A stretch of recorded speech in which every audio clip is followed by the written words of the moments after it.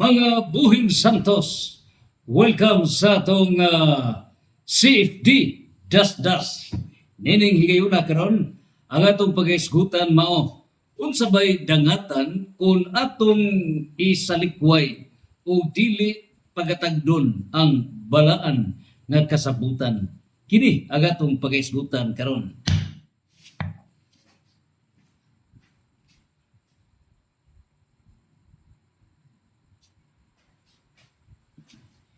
Now, ato nang tanyag diha kaninyo nga dunay kasabutan tali gyud mismo sa Dios o sa katawhan.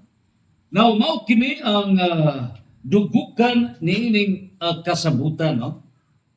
Usa kini ka contract kasabutan sa pagtudlo sa kamatuoran, no? So this is a contract. Now, ang kasabutan kini sa diha nga gibuhat sa Dios o iyang gitukod ang iyang gingharian, duna kini kasabutan, no? And there is a contract. Now, unsa bagyo iyang gihimo? Point number 1. Plano sa Dios nga ang katawhan ni ining kalibutan magiyahan kini. Ngano ba? Tungod kay ang katawhan na ilad, nasud sa demonic deceptions. O gipamatud-an kini ni San Juan, diha mismo sa 1 Juan 5:19, nga ang katawhan na ulipon sa gingharian gahom ni Satanas nining kalibutan.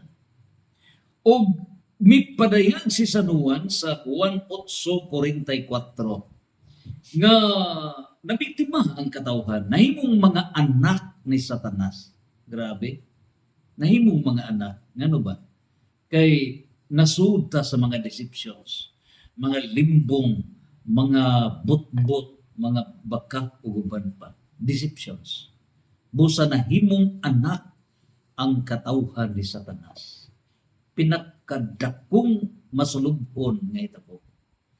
Ug busa buot sa Dios nga luwason ta. Roma 8:29. Giisip ta nga mga manghod ni Kristo. Busa kay si Kristo anak man sa amahan ug kita manghod ni Kristo, kita gitawag og mga anak sa Dios. Ug busa aron makumpleto kini isip mga manghod, dunay kasabutan. So kining contract kasabutan mao kini balaan nga kasabutan. So ang daan nga kasabutan mao kini ang agreement o contract kasabutan kabinang tali sa Dios Amahan o sa katawhan represented by Israel. So pila ka mga libro ang ania sa daan nga kasabutan. Miabot og kapatan og 6 ka mga libro, 46 books. Og kining kapatan og 6 ka mga libro sa daan nga kasabutan gisulat kana in a period of 1,000 years. Imagine, kadugay gisugod sa year 1,400 ngadto na sa year 400 sa wala pa matawo si Kristo. 1,000 years. Unya, ang nag-lead niining daang kasabutan, it was Moses. Og niining bag-ong kasabutan, duna kini kawaag 7 ka mga libro. Og ang nagdumala niini, nag-lead, mao mismo ang Dios nga anak nga si Kristo. Bag-ong kasabutan. So ang daan nga kasabutan is an agreement. Mao ang kasabutan i-contract, i-covenant tali sa Dios nga Amahan ug sa katawhan pinaagi sa nasod sa Israel.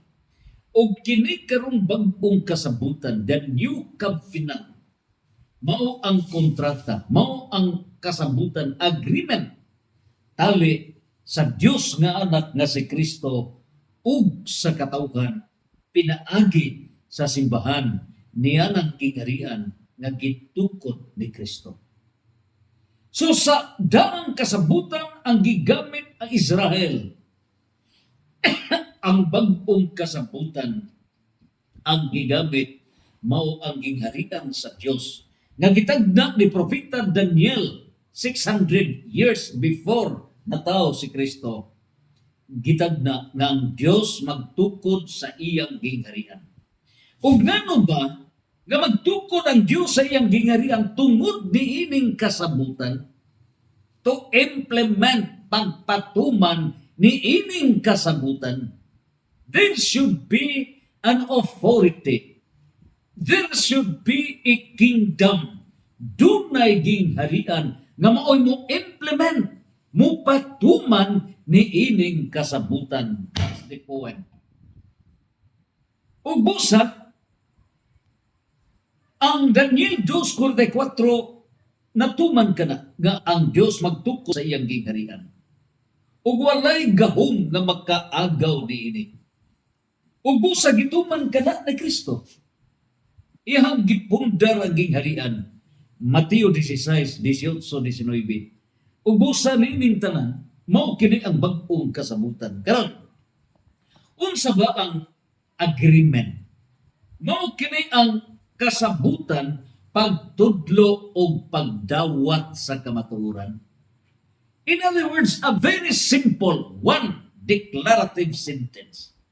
Ang kasabutan mao nga ang gingharian sa Dios represented niya ng church authorities. Doon na sila'y kaakuhan sa pagtudlo.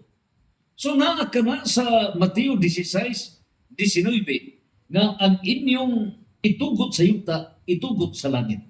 Mateo 28:20, tudloi sila pagtuman sa mga sugo sa Dios.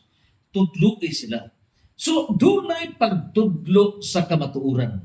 Ug mao na ang kasabutan. On the other hand, while ang mga church authorities gikan sa Santo Papa downward sa Kobispuhan, downward sa kamarian, mao'y mutudlo sa kamatuoran.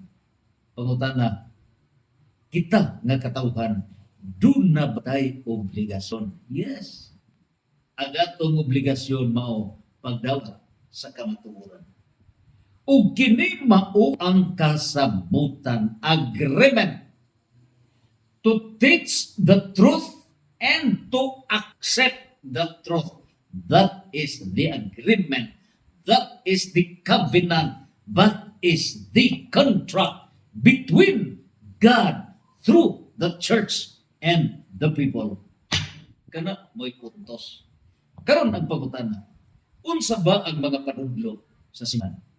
Unsa ba ang mga panudlo sa gingharian sa Dios? Ang mga panudlo mao nga luwason ang atong kahimtang gikan sa demonic deceptions. Ilabihan kadaghan sa mga demonic deceptions. Ilabihan kadaghan nga natuali ang katawhan. Ubusa niining tanan ang atong kakuhan kita nga katawhan, ang atong kakuhan mao ang pagpaminaw. Mao ang pagtuon niining kasabutan. That's our point. Karon ang pangutana. Diha sa Mateo 28:20 tudluki sila. O diha usab sa Mateo 10:20 nga ang pagtudlo oral ug ang Espiritu Santo mao'y naggiya niini sa pagpanudlo diha sa katawhan.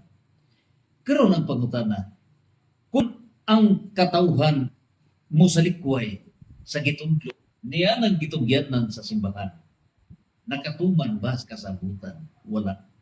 Nakasala. Ubusa, diha sa Lucas 10:16, nagaingon si San Lucas, ang dili mamati kaninyo, wala mamati kanako. O ang wala mamati kanako, wala mamati samahan. Ang nagsalikway kaninyo, nagsalikway kanako, o ang nagsalikway kanako, nagsalikway samahan. Busa niining tanan, diha sa pagsalikway sa church authorities, sa ilang teaching authority o mao ang pagsalikway ni ining balaan nga kasabutan.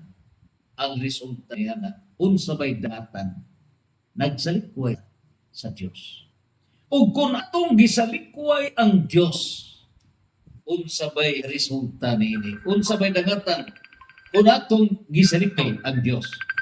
Ang mahitabo niini samara nga atong gisalikway ang kasulbaran, gisalikway ang plano sa Ginoo nga dagpunta sa ingarihan. Sumao kini ang mahitabo. We have here the church authorities. Mao kini ang mga church authorities. The teaching authority. And there is only one teaching authority. O kini sa dogmatic teaching, doctrinal teaching.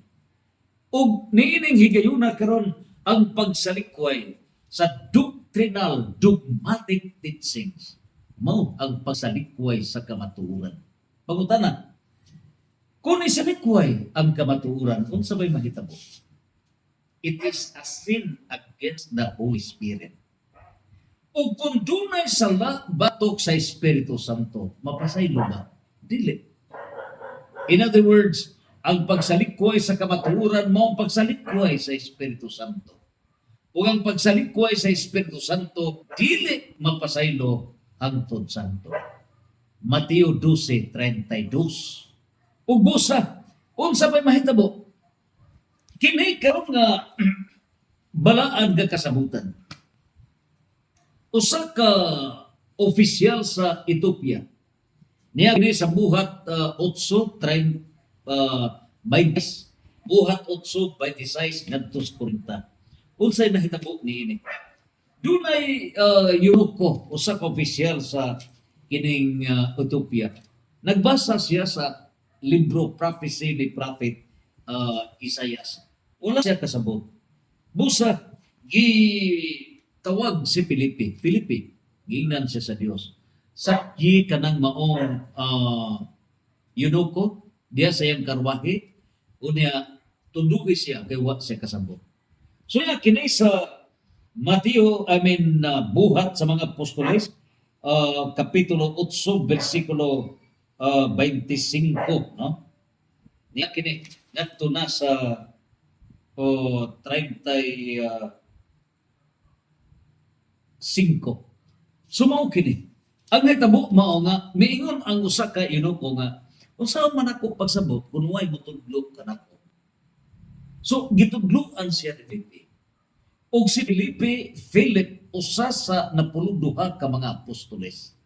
Do not gyud teaching authority. In other words, kining maong balaan nga kasabutan, pagpatuman ni ini, dunay motudlo.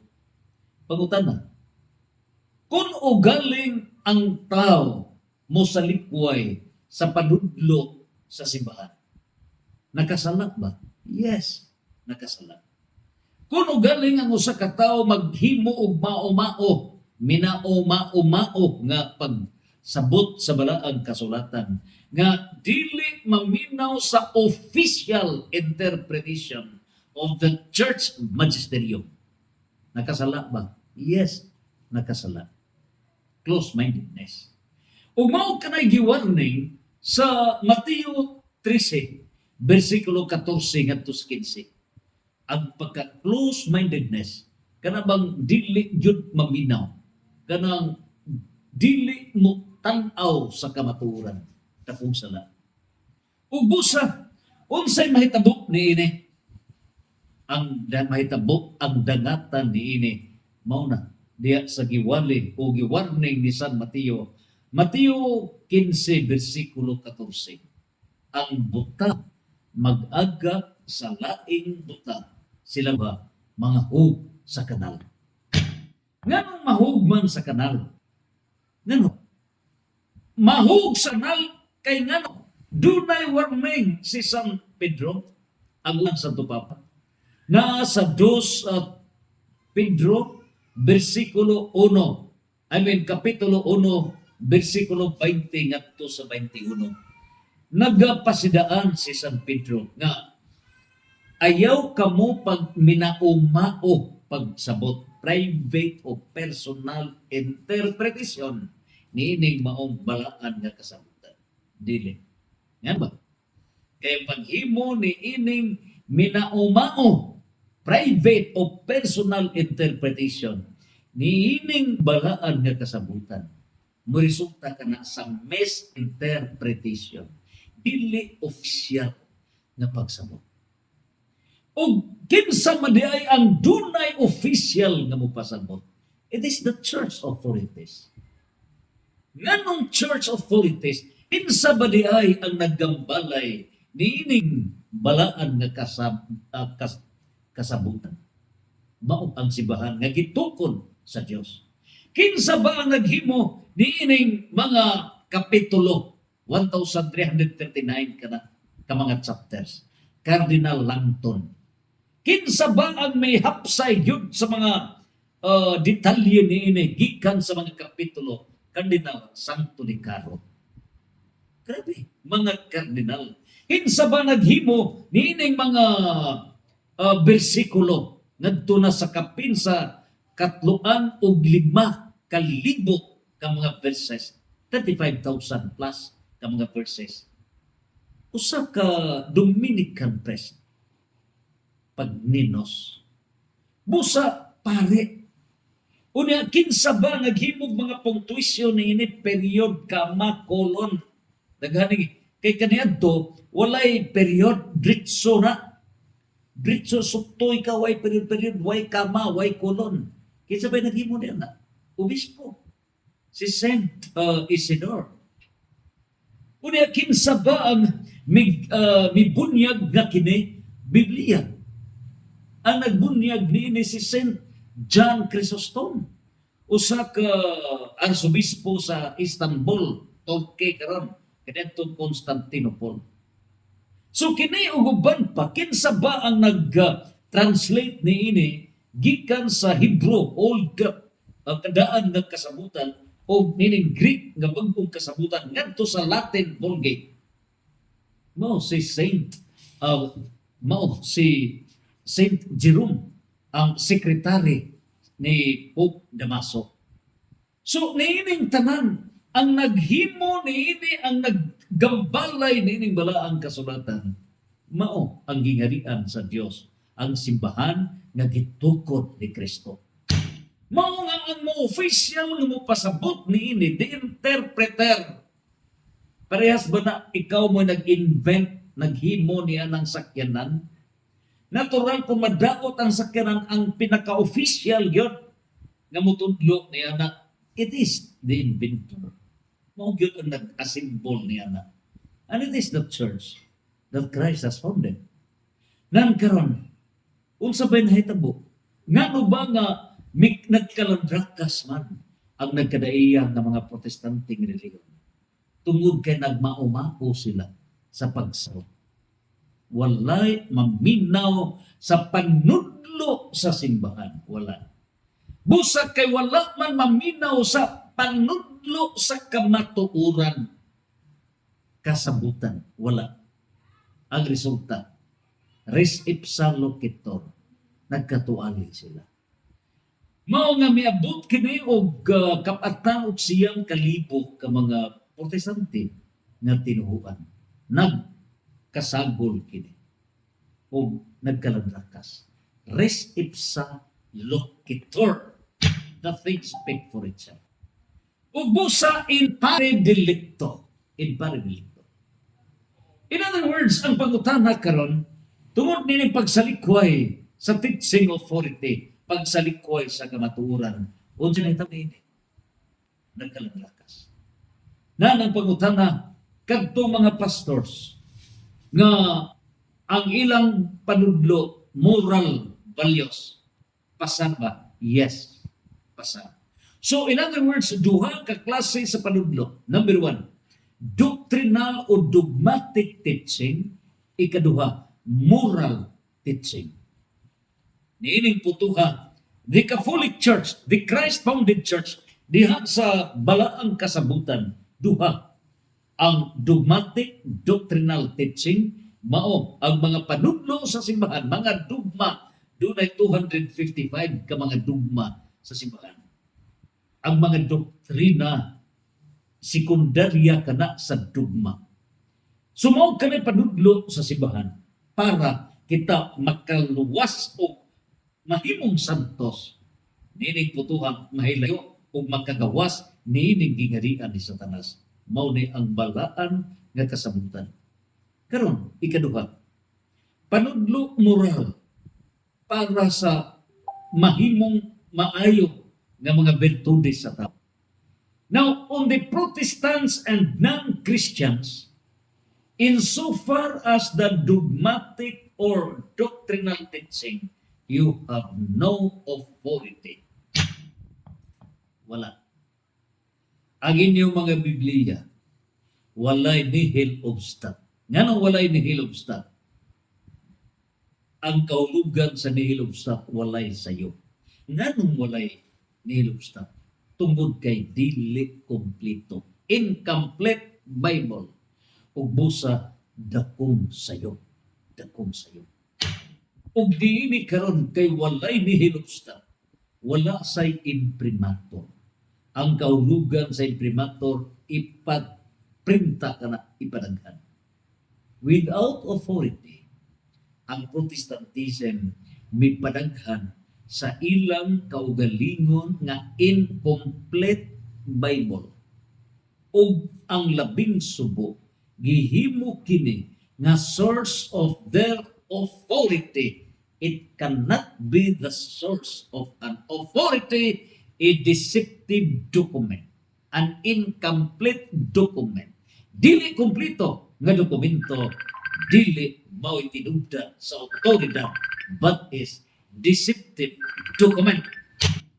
O gumikan ni ini karon, unsay nahitabo, mao nga mao ni gipadaghan ug mao kini hinungdan nga midaghan ang nakadaya nga mga tinuhuan nga nakig-asdam sa gingharian sa Dios. Ug mao kini paghitabo karon. Ug busa, unsa ba'y solusyon niini? Ang solusyon niini mao nga maminaw sa authority. Mao kini ang pagdawat sa pagtudlo sa kamatuoran. Ug ang pagdawat sa pagtudlo sa kamatuoran, ang resulta niini mao na ang balaan nga kasabutan. So the issue nga karon mao, dawaton ba ang panudlo sa kamatuoran o dili? Dawaton ba o dili? Kaya kung dili gani mo dawat niya ng panudlo sa kamatuoran, ang mahitabo mao nga tikako ang tao. Busa, nining higayuna karon, naa sa inyong magkamot ang pagdawat sa kamatuoran ug dunay sige tawag tumagunta kini alang sa kasabutan. Santos, Santos, Santos, Fiat